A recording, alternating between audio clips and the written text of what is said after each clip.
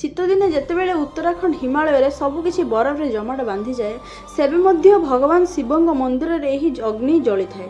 एही अग्नि गोटे दिन किंबा गोटे वर्ष नुहे बरं त्रेताय द्वापर कली 3 जुग धरी जली आसुछि।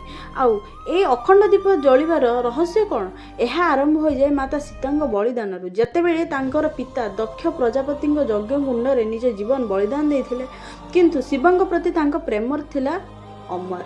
शिवं को फेरी पाइबा पई से पर्वतराज हिमालयर घरे पार्वती रूप में जन्म नहीं। बाल्यकालू से शिवं को तांकर स्वामी भाव में फेरी पाइबा पई बहुत तपस्या करथिले, जहाँ शिवं को बहुत प्रसन्न करथिले एवं तां ग्रहण मध्य करथिले। विवाह पई से उत्तराखंडर एही भगवान विष्णु धाम को बाछिथिले। एही विवाह रे भगवान विष्णु माता पार्वतींकर भाई रूप में कन्यादान विधि संपन्न करथिले एवं स्वयं ब्रह्मा एहार पुरोहित होइथिले। एपर्यंत मरी नहीं, 3 जुग बीतीगलानी, किंतु शिव और शक्तिर मिलनर साक्षी एही मंदिर अग्नि एबे भी जलुछि। एही कारणरू लोक माने ए पर्यंत शिव और पार्वती परि सेमानक वैवाहिक जीवनरू अमर करिबा पई एठाकु आसंदी एवं एही दिव्य अग्नि सहित पुनर्बार विवाह करंती।